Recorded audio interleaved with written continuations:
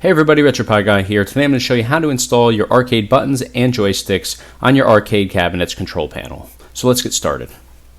Alright, so the first thing that we're going to do is we're actually going to remove this panel so we can work on this a little bit better. I'm going to put it on my desk, but you can see here that we have two holes in front here. They do look a little bit rough. I had to widen them out. They weren't the right size. But all these little chewed up edges are going to be fully covered by the buttons. Also have one on each side on the sides here. They're going to be the select buttons actually. And then at the top here, we have a 6-button configuration for player 1 and player 2, joystick hole for player 1 and player 2, and then we have the start buttons up here in the center. So I'm going to lift this off, put it on the desk so we can work on this. All right, so I actually have all of my buttons laid out here, exactly how I want to put them in. So I'm going to get started with that. That's the first step of this process, is just dropping in all the buttons. So how they drop in is you're going to take your first one, drop it into place here. It just sits right down on top. And then on the back side, we're going to put this little nut on the back just to tighten it up all the way. So I'm going to flip this control board over just so you can see exactly how this works. So you just thread that on the back, tighten it up, and just give it a good tighten by hand here. And you'll see that it locks in place and there's nothing that's going to come loose there.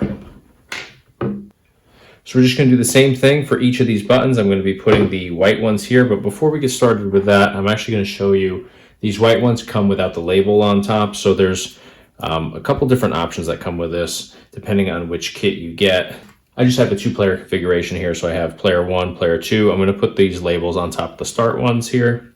So if we just look at the side of this here, you'll see that there's a little tab on each side. If you just push the tab in, it pops right up like that. Take this off like so.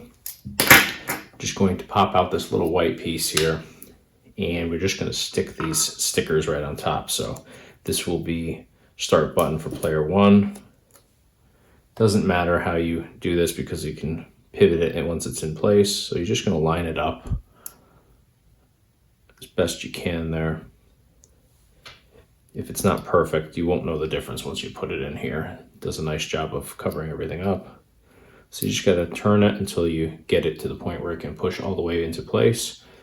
That's all there is to it. It goes right back in here. You just have to make sure that these tabs line up with the little hole here. So just like that.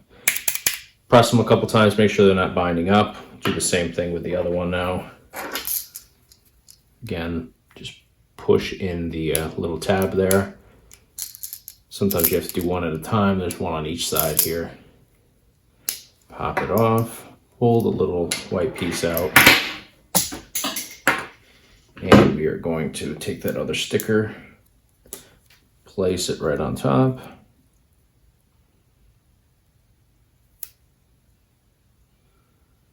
Looks good. Put it back in here. Just turn it again until you know that it fits in there well. We're just going to go ahead and drop it into place. Again, make sure that those tabs line up. Push it a couple times, make sure everything's good there. Good to go. So I'm just going to drop in each of these buttons now.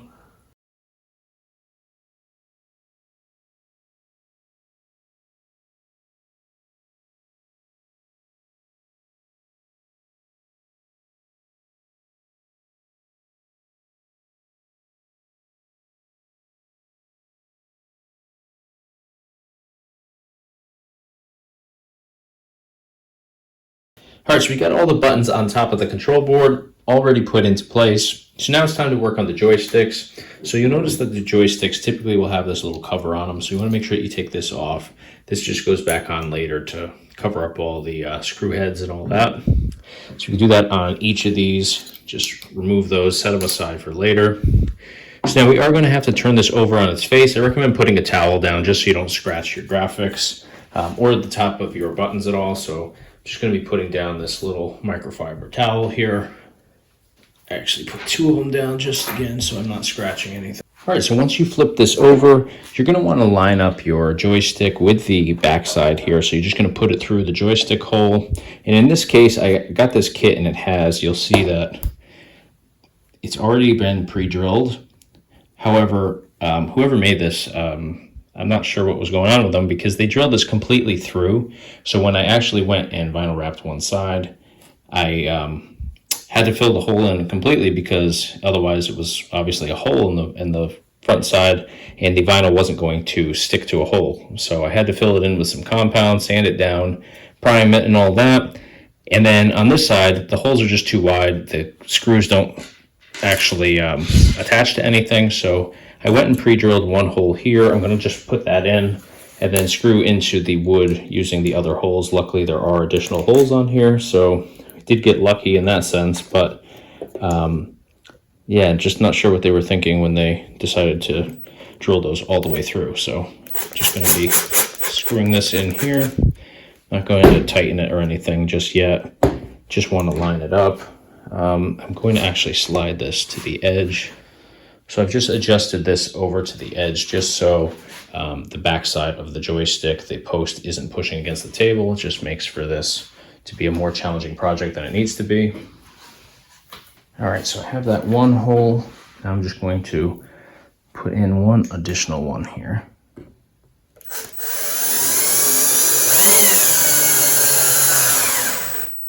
Now I'm using self-tapping screws, so I don't need to pre-drill. However, it is certainly not a bad idea to pre-drill these holes out. So that's pretty solid there. I'm going to put one more in right next to it just to secure it.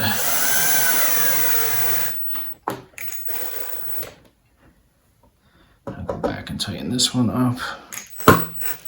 So now ideally I would like to be in those four corners there, but you know, the way that they designed this, they really ruined it for me. Even if I used a wider screw, the fact that it's drilled out completely through it, there's just nothing for it to grab onto here. So I'm going to turn that over and just check this out. Very solid. Nothing's moving on the backside. So I'm going to go ahead and do the other one. All right, so both of these joysticks are fully installed, both of them super solid there. So next step is those two little covers that we had before. I'm just going to drop those on top. This just covers up the little screw holes and you know, all the top mechanics there. So now we're going to thread the two knobs on. So I have a blue and a red. I don't think it really matters which side is which. I'm just going to do it like this.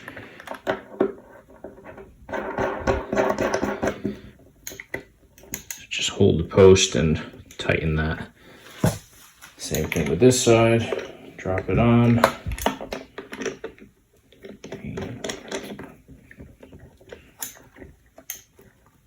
All right, so those work nice. Nice movement on both of these. Good feedback from each, so I'm definitely happy with those. So that's everything in terms of installing the buttons and joysticks on the control board. So I'm going to jump over to the arcade cabinet here because I do have some additional buttons that need to be put onto the cabinet itself now. All right, so back over to the cabinet now. You'll see that I have two holes in the front and I also have one on each side. You can't really see it here, but you can see the hole through the inside there. So I am going to put my two buttons here, and then I'm going to do the select buttons on the side. I just always like the select buttons on the side, kind of like a pinball machine sort of configuration, where your flipper controls would usually be on a pinball machine. Now, I don't actually have a use for these, but I got this kit. It came with this pre-drilled. Again, this kit has had some really quirky things. I don't really know why you would need two here. It's a weird place for additional buttons to be. You know, it would be fine for the select button, but being that you'll be standing right here, I think that in the height of this particular one, since I've wall mounted it, I think that you will end up actually bumping into it while playing. So I'm going to actually be putting in these yellow buttons here. They're going to be yellow LEDs, so they're going to light up nicely, but I'm actually not going to assign any functions to them. So it's just going to cover up these holes, give it a little light display look to it, and then I'll have my select buttons on the side here. So again, just putting these in to cover up the holes that were already on here. And I will mention that these holes were actually the wrong size. So if you notice they're a little bit chewed up with the graphics here, it's because I had to widen them out. They just came the wrong size. Wasn't super happy with the actual kit that I got here, but it is what it is. In the end, it's going to be pretty functional here. It's just got some weird things that I wouldn't have done if I was building this from scratch, but that's how it goes with kits. You're working with somebody else's vision. So I'm just going to tighten those up.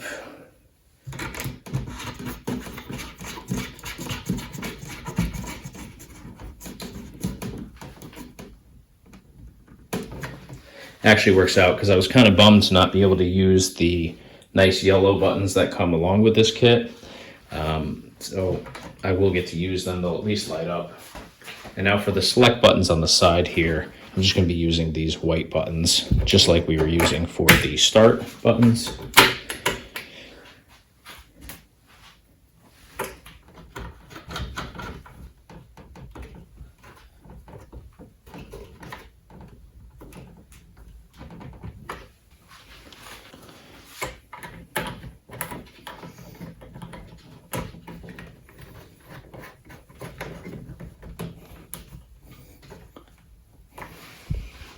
All right, so just to show you the side view a little bit here, you can see I got the select button here and the other one right there. All right, so now back to our control board. We need to get out our USB encoder here. So if you unwrap this is where we're gonna plug in our connections from each button into this. You're gonna have one for player 1, one for player 2. So I'm gonna go ahead and open these up. All right, so the next thing we need to do is we're going to get these wire connectors right here. We're going to take these out. They're actually zip tied together, so just cut that carefully so we don't cut any wires. And we're going to have one of these for each. So if we start pulling these apart, they actually put a whole bunch of them together here, so you can just pull them apart as needed. So I'm going to flip this over. And you want to remember that player 1 is going to be here, player 2 is going to be here. And each of these, again, has to be done exactly the same way. So first thing we're going to do is for the button here. And you don't have to know where each button is and exactly where it goes. Just make sure that whatever you do on this side, you do on that side. So the way that I do it, just so I don't mess anything up, is I just do one connection. Pull this off. Push that in there, and I'll go into the first terminal here, just like that. Make sure that you just not tug on them, but jostle them a little bit, make sure it's firmly connected. And now I'll go over to the other side to player 2 and do the exact same thing, and I'll just systematically go through it like that, just so I don't run the risk of putting a connection into the wrong port on here. So same thing there. And we're just going to do this all the way through for each of the buttons, and then we'll come back and we'll do the connections for the joysticks here as well.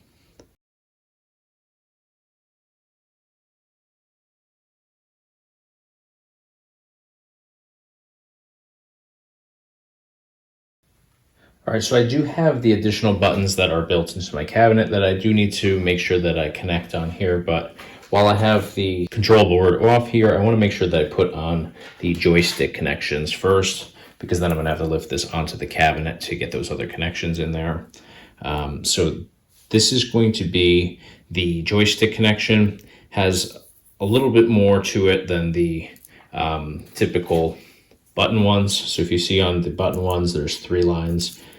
For the joystick, there is 5. So you'll have these separate usually.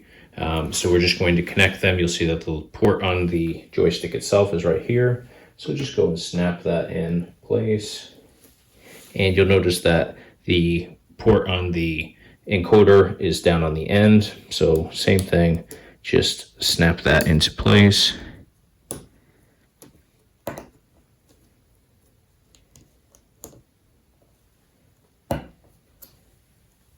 And we'll go ahead and do player 2 as well.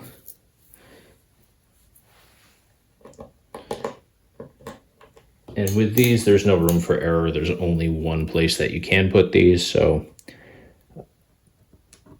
no cause for confusion on those. So now I do recommend putting some zip ties on here just to neaten this up a little bit. You can see that there are wires just all over the place. So we do want to make sure that we tighten everything up and just try to make it as neat as possible so nothing gets snagged once we put this in place.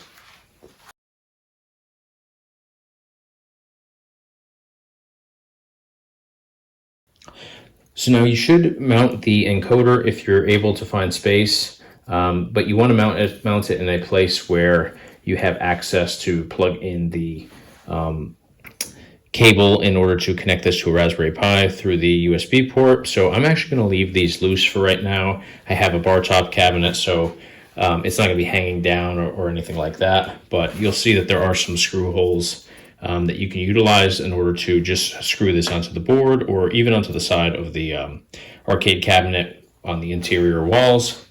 You could also put some double-sided sticky tape or even the Velcro strips that have the adhesive side and just stick it right to that, onto either the wall or the underside of the control board itself. I'm going to leave these loose for right now because I do have some more connections to make on the arcade cabinet. So let's jump over there. All right, so I'm going to lower my control board into place here. So this is where it gets a little bit tricky if you have a small setup like I do, because obviously we have to kind of get in here and maneuver. So I'm going to try to do this the best that I can. I have two connections to make for player 1 and player 2. So let's try to do this the most graceful way possible. First, make the connection to the select button there. Same thing on this side.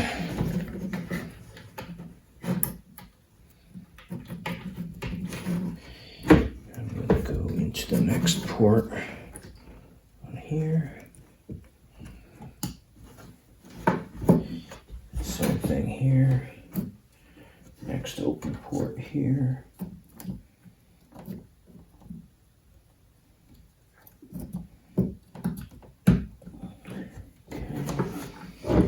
Now I just have to connect these two yellow buttons here, which again, I'm not going to be utilizing functions on, but they'll still light up nicely and look good at least.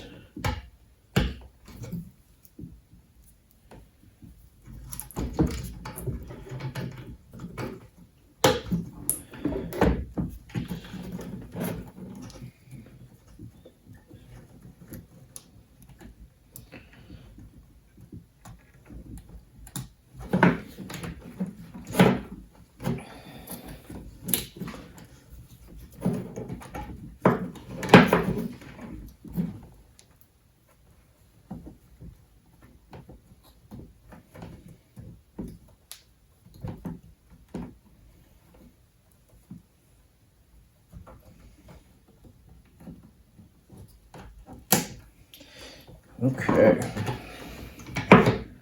so all of those are connected. So the next thing we need to do is just connect them to our Raspberry Pi. All of that's going to be in here again, so I do have to get back in there. I'm just going to grab my Raspberry Pi. All right, so now I got my Raspberry Pi here with the cooling fan case. Next thing I'm going to do is I'm going to take these cables. You can see one end is USB, the other end is going to plug into our USB encoder there for our button controls and joysticks. So I'm just going to take out just a little bit of this. Mine's, again, a very small setup, so I don't have long for anything to go. Just trying to keep this as neat as possible here. You could zip tie these as well. I'm just going to try to utilize the twist tie that's already on there. So this is going to be for player 1. I always like to put player 1 as the first USB port, just so I don't confuse myself. So I'm going to lift this up. You can see that I'm getting pretty tight in here for space. So now I just want to make sure I show you this part. On our player 1 encoder, I showed you this before, but I'll show you again. The end is where you plug this in. Real simple. Plug it in there.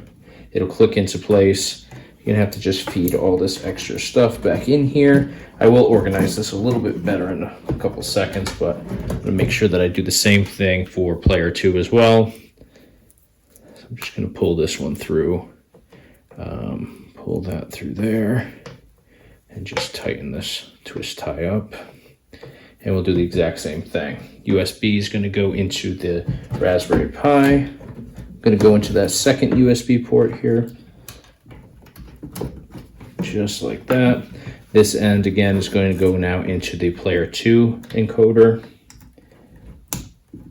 Clicks into place and just feed these back in.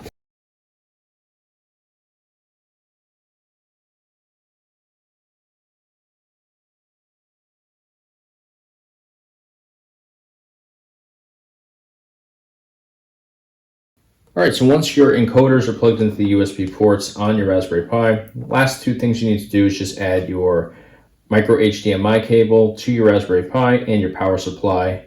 In this case, I have a power strip built into my arcade cabinet here, so just plugging those in, and all I have to do out the back side of my cabinet is just plug that into the wall and everything will automatically power up. So just carefully put your panel on. You can either put some adhesive to keep it in place, or a lot of times the weight of the controls is enough to just keep this on. So you can see here that it, in my case, does just kind of click into place, and I'm shaking it and everything, and nothing's happening at all. So it stays in there really nicely without having to screw anything in or do anything at all. So that's pretty much it. I'm just going to power this on and see how it looks.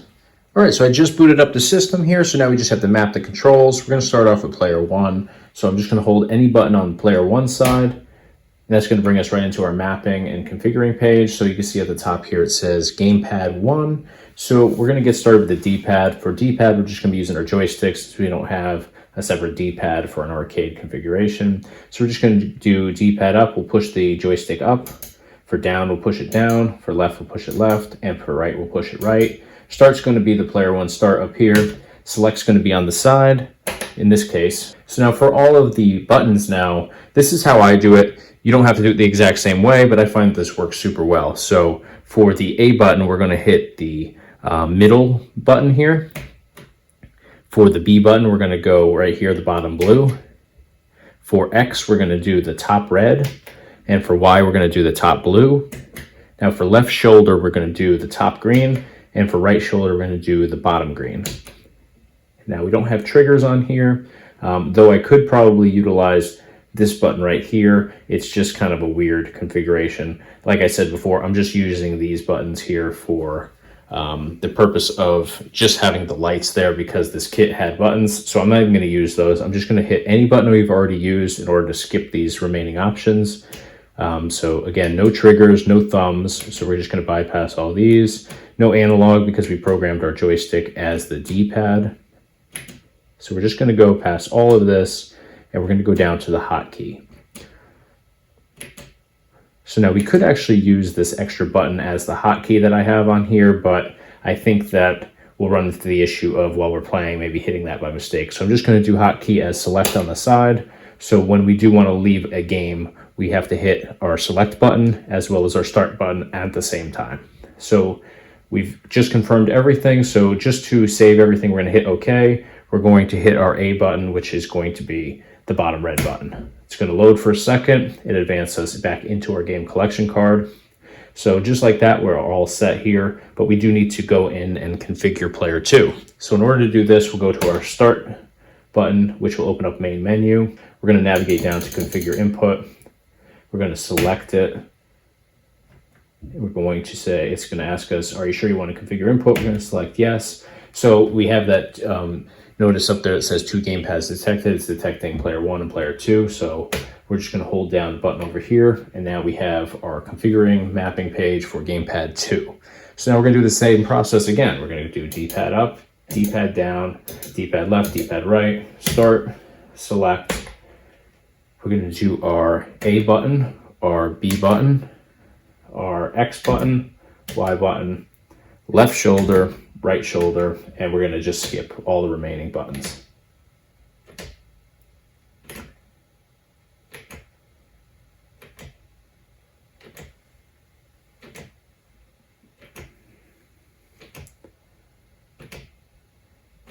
And for hotkey again, we're going to hit the select on the side, confirm everything with our A button. It's going to load for a second. And once we get back to our main menu, we know that we're good to go. We can hit the B button to back out of this. and we know now that both sides work. We'll just test that by navigating through our collections with both sides, and we know that both are working perfectly. So that's all we needed to do here. That's going to do it for today. We've successfully installed all of our buttons, both joysticks, and mapped everything, and everything is working 100%. So that's going to do it for today. If you enjoyed this video, hit the like button. Be sure to subscribe to our YouTube channel. We do a whole bunch of tutorials like this, gameplay demos, product reviews, just a lot of great stuff around retro gaming in general. And of course, check us out online on our website, www.retropieguy.com. Thanks for watching.